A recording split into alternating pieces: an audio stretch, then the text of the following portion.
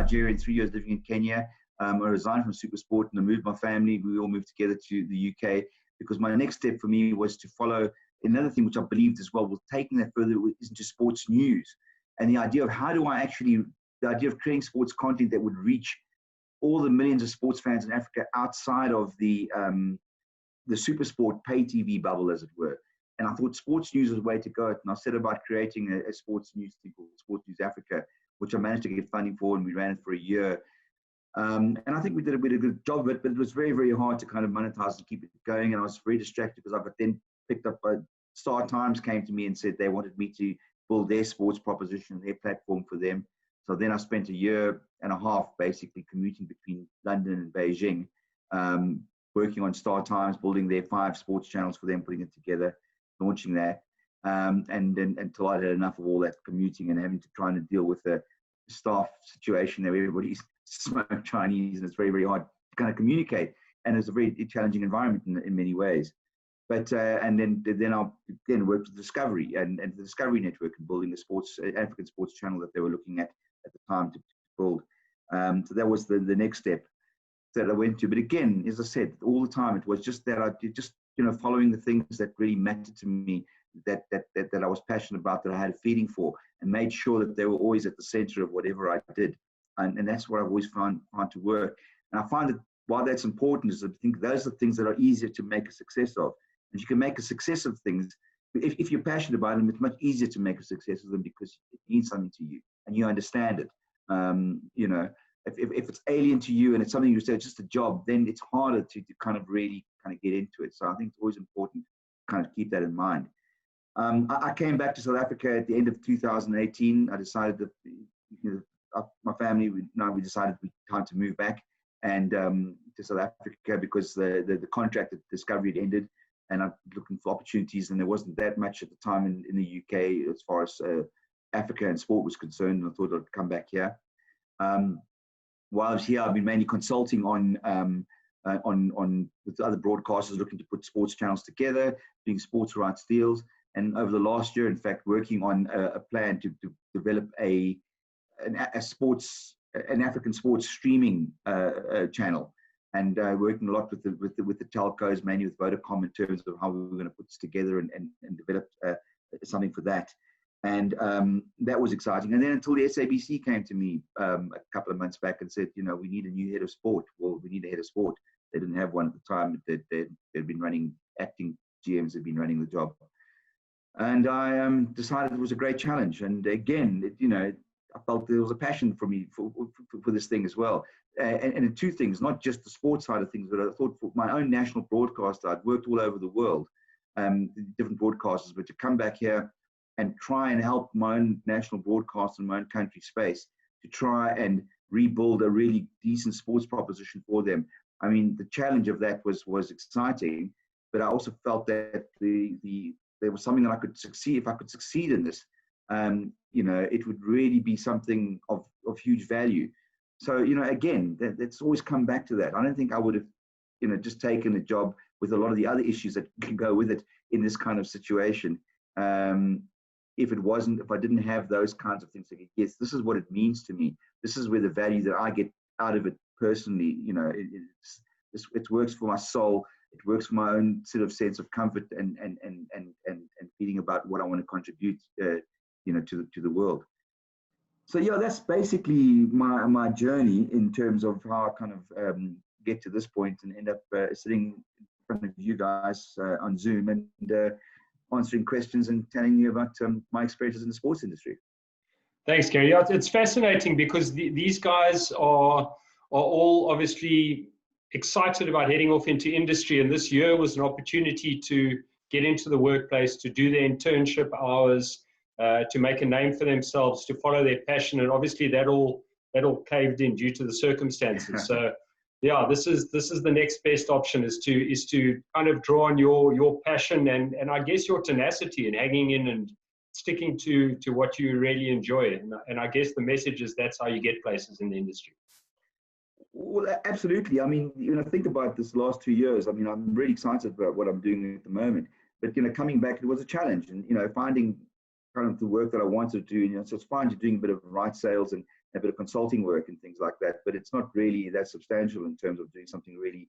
And I could have said, well, you know, let's look for, take anything basically, what's going and in the media space. But I knew that what I wanted was, this is what I wanted, and when this came up, it was worth that waiting for.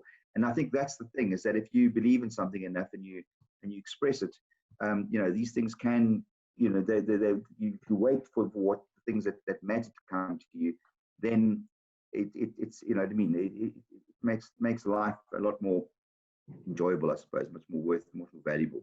Yeah, absolutely. Okay, Pierre, I'm gonna unmute you and bring you into it because I'm sure the guys will have some questions, and I think it's a good opportunity to maybe open up the floor.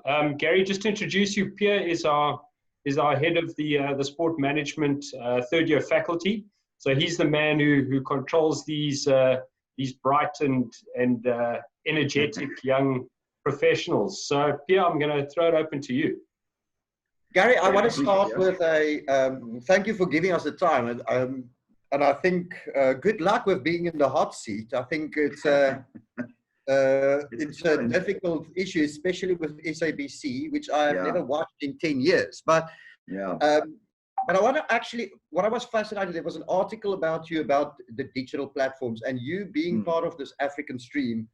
What I am very interested in is, I don't want to get devolved into the debate about broadcasting rights, because that's such a hot potato currently, and it's the ICASA policy and all of that is still in negotiation. So that's, I think, for you to make a decision is difficult. My question is actually, which has a very big open field, which has such a lot of potential for partnerships, is on the digital platforms.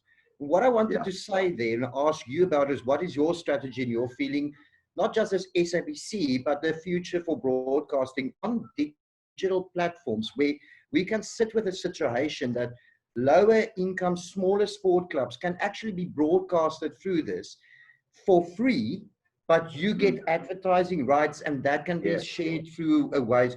Is that a strategy that you are looking at, or what is your strategy relating to digital platforming and giving more people access to this than just going through a normal TV or all of that? Look, I honestly think that this whole digital platform thing is actually, it is absolutely the future. This is, I mean, these questions, this conversation, in 5 years' time, it'll be redundant basically, because everybody will be engaging digitally through their phones and their laptops, and then, you know, connecting them to their televisions. As I was saying, Paul, I mean, a lot of the pictures that we were doing the on the live stream thing, you know, I at this point, usually in the pitch, I would sort of haul out my smartphone and I'd say, this is the new set-top box, basically. You know, the DSTV set-top box gone. This is your new set-top box. Everything will come through here. This will connect to your TV. It'll connect to everything you want, and it'll give you the media that you want in HD and whatever the case may be. And I see that is exactly the way that it'll work. There are two parts to that question. The one part is from our side, how we would see it. What I was trying to do before, and what I want to pull into the SABC thing. You know, how we would do it as a broadcaster and engage with the digital space. And then the other part of your question is that how does it affect sports leagues and teams and federations and the like? How does it enable them to kind of now step up to the plate and start accessing an audience? On the SABC side, or on a platform as a broadcaster side, I think that, you know, it's a tremendous opportunity. For me at the moment, the SABC point of view is that I think that this is the time. When I think about, if everybody remembers, you say you haven't watched SABC for 10 years, and I think by and large it's probably not been a reason. I haven't watched SABC Sport. I haven't been in the country for 10 years, but even before then, I never used to watch. There wasn't much, because basically SuperSport came in and ate their lunch completely, basically. And they did it because they hooked onto an emerging technology at the time, digital satellite television, that allowed people to kind of get content streamed into their homes, put up a satellite dish and a set-top box, and you get this content. And they get subscribers that come and they pay them money every month, so it results in huge amounts of cash flow, basically, that allows them to then, with that cash, to go out and buy premium properties and put that on and drive more subscribers and pull them in, and it works, basically. It was a great model, and for many years, many decades, it thrived, basically. We look at the way. There was a point when I was at SuperSport when NASPERS were buying companies all around the world and they were investing. Even it started with the Tencent were already in the picture then. They were in South America, they had companies, in Russia they had companies. And all those companies, we had big group meetings and things like that with them. And they had looked at the SuperSport guys. We were like the main guys in the room always, because you guys are the cash cow. Versus buying these, versus managed to go and buy all these companies, because DSTV, the satellite, the business was a huge cash cow. And I say to people, if you imagine it this way, if you think about it, if you say, like, what are the total number of subscribers that DSTV had across the continent? Set-top boxes, we've got about 8 million in South Africa. I think they had about 6 million or so. So let's say 14 million. If you've got 14 million people paying you on average $50 a month, that's a huge cash business, basically. And that's what enabled them to do what they did and build the business the way it is. What's happened now is that digital is disrupting that completely. I mean, they got their first shock, of course, with Netflix coming in the way that people can now access content outside their space. And this is where everything is moving. And the other example, and this is something I've been banging on for a few years now. I've had many arguments with people about it 3 years ago who are not arguing with me about this anymore because it's already coming to pass. But I was saying at the time, and this is what will happen, is that the major premium sports will actually move directly to their consumers. They will then put up an app on board. You go to the App Store and you download the EPL app and you pay the EPL $5 a month or whatever the case may be, and you access the EPL and you watch it like that. No need to go to the TV or DSTV to get it. And you can get there and say, look, I want EPL, I want Formula One, and let me get maybe some rugby or something like that I want to put in there. And then I would get that and say $5 here, maybe $4 there, maybe it's a $9 thing there like that. That's my little package. And I subscribe to that. Add another $5 for my Netflix or $7 for my Netflix and maybe a Disney thing or something like that. And I end up paying about $25 and I get just the stuff that I want. And that's what will happen. For all those people that are in there, the content providers, the revenue becomes massive because if you look at the EPL claim they have about 4 billion people watching the EPL around the world. And I think that's an overstatement because they take the numbers of all the broadcasters that deals with them and they say that's what we have, that's who we have watching. But not everybody, obviously, every broadcaster watches them. But even if you say, let's say it's even a quarter of that. I can move these numbers up and down whenever I talk about this. But let's say it's 1 billion people. It's probably about 2 billion. I say 2 billion. Let's be generous to them. 2 billion people. And of that 2 billion people, only a quarter of them decide to take out not even a quarter, let's say 2 billion. So let's say, I'm a massive, very going to work this, so quarter works well for me, so I'll just go with a quarter. So so 2 billion, so that's 500 million people basically. 250 million people. Yeah, start paying them $5 a month. That is an extraordinary amount of money, and that's way beyond the day. So why do they actually think that they need to keep doing deals with pay TVs? And when I go back to this model about this being the set-top box, there's probably about, across sub-Saharan Africa, there's probably about set-top boxes. So it's not just Super DSTV, but there's Star Times, and there's a lot of small set-top box operators around the continent out there. Probably about 30, 40 million set-top boxes, maybe 50, let's be generous, say 50 million set-top boxes in the market in Africa. There's 300 million smartphones, not just feature phones, but smartphones that people can reach. So this takes you, so from a broadcaster point of view, it's great you want to be in that space. So that's a great way to create. This is where DSTV are going. Showmax is the future of DSTV, and that's the way it'll be. But if you look at, let's move from the broadcast to the sports side of the point of view, basically. So for any sports federation or league or something like that, and no matter how small you are, that for you to know the technology also allows you to kind of film your content a lot easier and cheap. You don't have to go and get an big OV van to roll out and film it. You can get a small, you can do it very, very cheap, depending what it is. And you can start putting content out there into this space. And even if you come to a niche argument, market, say there's maybe 10,000 people that follow that sport or they're interested in that, you can get those 10,000 people to pay you $2 a month. That's $20,000 a month, basically. You're actually in a, that's much more money you'd earn from any broadcasting deal that you could get. So you can see how the streaming space and how this direct to access that people are going to get is going to change fundamentally the way that people actually engage with content. And sport, I think, like it was with the DSTV, with the satellite direct-to-home space, a subscription space, I think it'll be, sport is going to be a major driver of this as well. I just, sorry, Pierre, sorry to interrupt. I just want to, a lot of the students are saying, you know, we've got this passion for sport, we've got a passion for the country. Are we right in saying that these new concepts, these new ideas that many of our federations, our clubs, our smaller bodies don't have the kind of technical know-how and the knowledge on these things to be able to drive that kind of thing within their own federations, which is where the opportunity lies for graduates who are coming through a 3-year program and have those skills? That's exactly it, Paul. That is exactly it. There's a huge, what comes with this is a whole lot of new, different opportunities that will arise.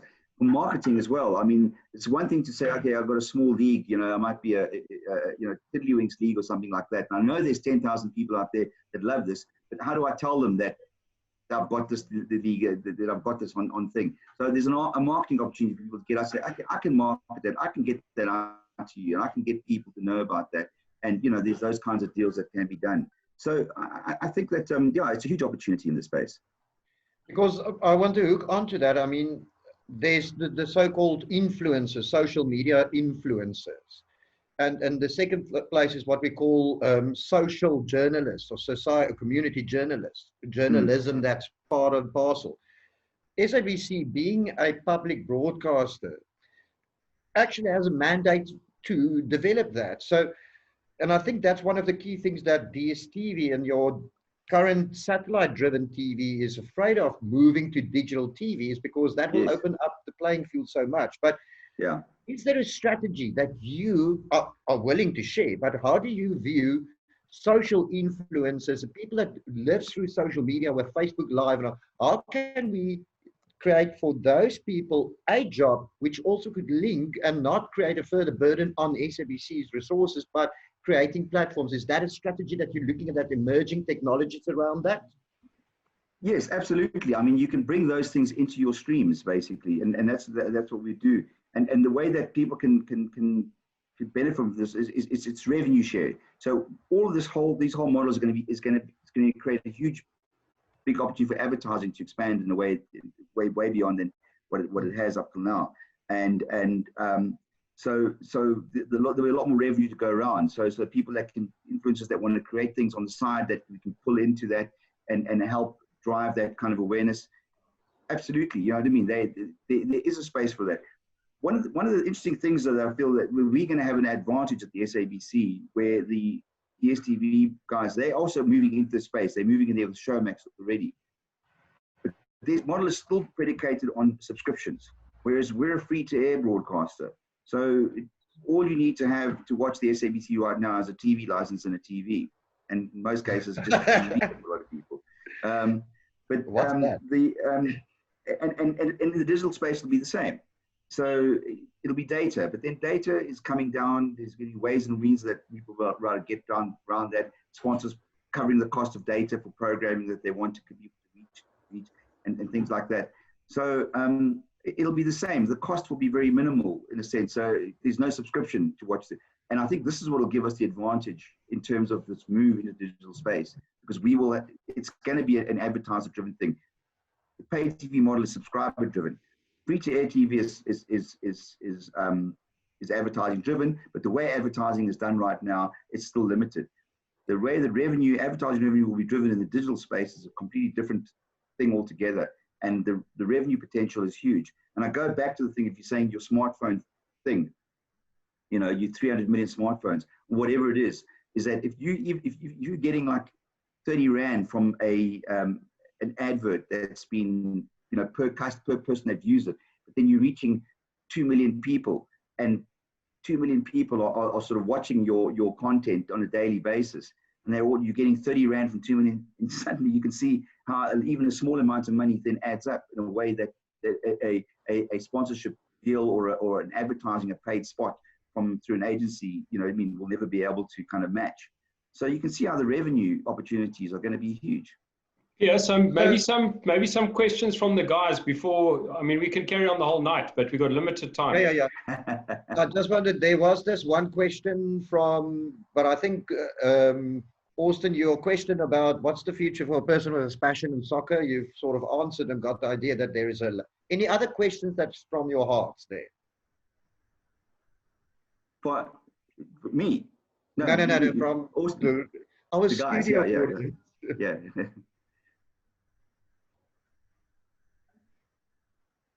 Okay, Marlon. Gary, just to introduce you, Marlon is also one of our faculty members at Sports Management. So he normally asks very difficult questions. So good luck. Thanks, okay. Not as bad, Gary.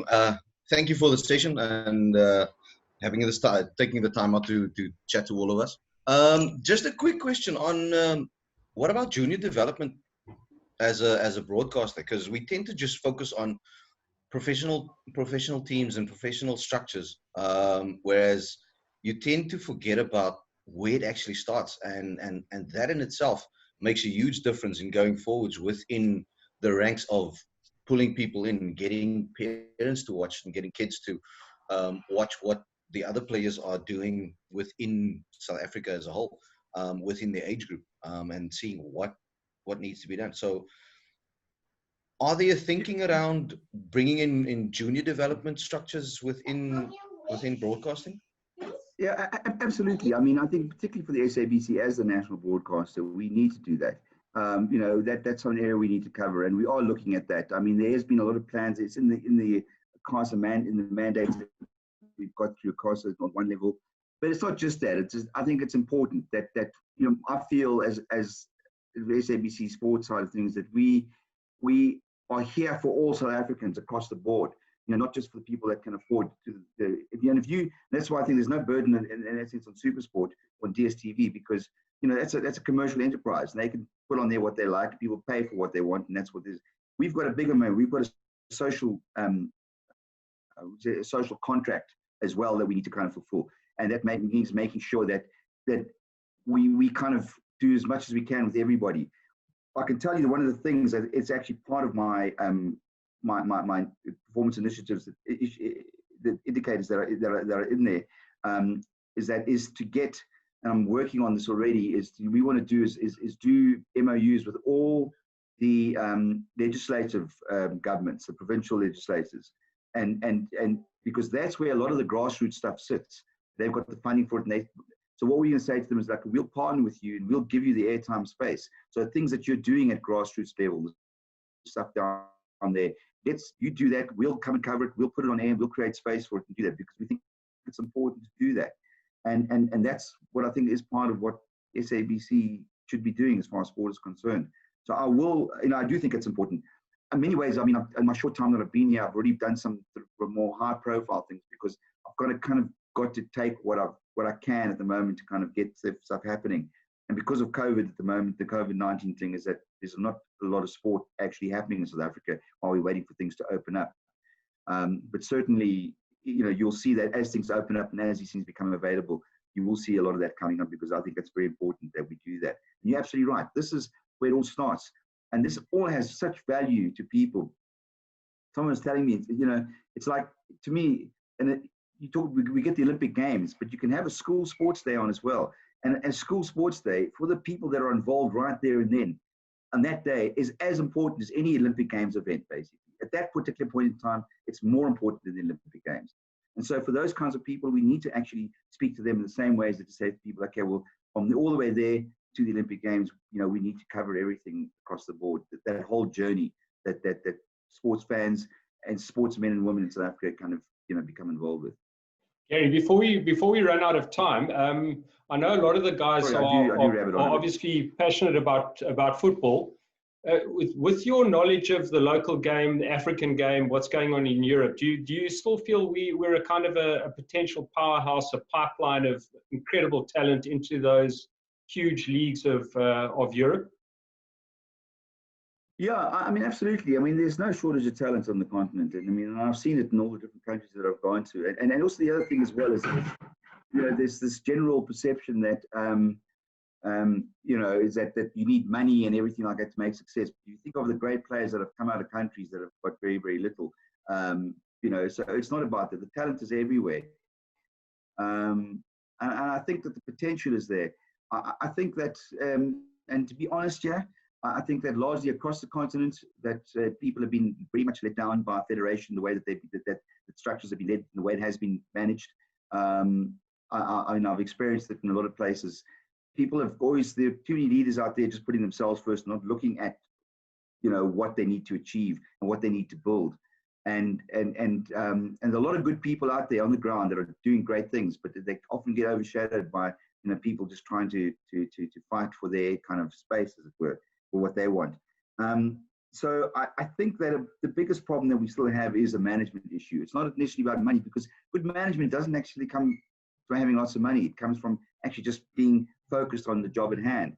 There was a time when I was doing a lot of stuff in Burundi, and a woman, Lydia Nsekera, she was the federation head there, and she was brilliant. And she actually ended up working at FIFA in the end, and she actually really organized things well, and she was really on top of the game. And they didn't have that much money in Burundi, but Burundi were qualifying for tournaments. They were well organized. The clubs were run it, you know, and she didn't have a lot of resources to work with, but she delivered.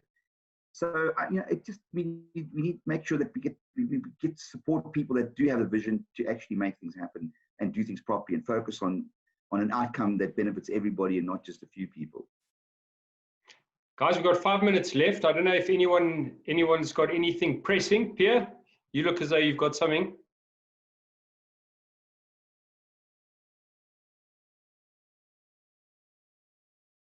I see there's some questions there, chat questions that are coming up.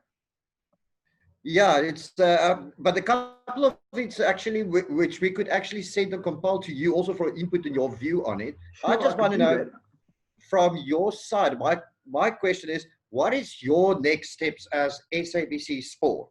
What's the next plan for within the next year? Can we expect to see what's going to happen from SABC's side?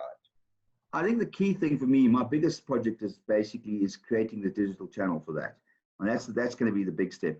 The biggest challenge I've had at the SABC Sport, you don't really realize it until I've never really fully realized, in fact, until I've got there, is that the fact is that SABC Sport doesn't have its own channel is a massive thing, you know, and I'm used to working at sports channels, and now I'm head of sport and I don't have a channel. It's like being a racing driver without a car. So it's a real struggle to kind of create an idea of what SABC Sport is, because I've got to carve space out on SABC 1, 2, or 3 to kind of make something happen.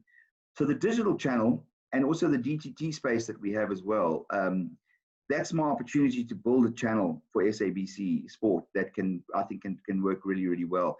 So that is going to be my premium focus, to kind of get that up and running, and we can get that out, you know, on the digital space through mobile phones and actually make that work. And I think that can deliver a lot of content. I mean, the other thing for me is to make sure that we can deliver a really good proposition on our platforms that you know, touches a lot of different areas for sport. I've been saying in a lot of interviews, I want to look at boxing, I want to look at athletics, and I want to look at tennis as the 3 things that I'd like to build a good proposition for. And it's easy to get, well, not easy to get, but you can do quick wins with deals of getting things like the FA Cup and Bundesliga and La Liga and things like that, and that's great. And you know, we'll get the audiences and we'll get the sponsors, we'll advertise on that. But there's a lot more value to be had by taking something that has a potential and building it. And boxing to me is certainly one of those things. I'd like to really do a lot more with boxing. I think that it used to be a really big thing in this country, and it's lost its way. And I think we need to find ways to kind of build that up again. And I think television plays a huge role in that.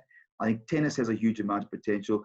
And if you look at the talent of athletics that we're delivering, that we're getting, and I think there's a lot, we've got a lot of support networks, you know, in the university level and everything, you know, with athletics that can really make sure that we can maintain a very successful development patch with athletics. And I think it'd be very good for this, the SABC, to say, okay, great. You know, Supersport, you guys have got all the big guys, you've got all the football and the rugby and the cricket, stuff like that. You know, we can't get all that right now. Let's see what we can do with other things that matter just as much, like boxing, athletics, and tennis. So I think that's what I like to do, the digital space, and seeing a growth in our coverage and our exposure with tennis and athletics and boxing. Gary, listen, we could carry on all night. So Yeah, unfortunately, I mean, if anybody's got any specific questions I can answer, I'm happy to do another 5 or 10 minutes. But otherwise, I'm happy to also then just, you know, if you can just compile the questions that have been put up, and I can, you know, I'll respond to them basically, and I'm happy to do that. Yeah, as well. I think the students would love to kind of engage with Marlon and Pierre, kind of clarify their thoughts, and then put together a couple of key questions if we could send those through to you. Absolutely. Yeah, that would be cool. And as I said, guys, happy to. I think I talk a bit too much. It just goes on a bit, but you know, there's a lot I always feel I'm going to say. So, but I'm happy to talk at any time. But you know, it matters to me. It is a passion point for me. So I enjoy doing it, and I was happy to talk about it. Yeah, magic. Listen, it's great to have a friend at the SABC. Expect a few messages from Pierre to soak up some info. So again, we appreciate your time. Thanks so much. Very happy to give this input, guys. Really happy. Okay. We'll speak definitely again. Thank you very much. Thanks, man. And thanks guys. Take care.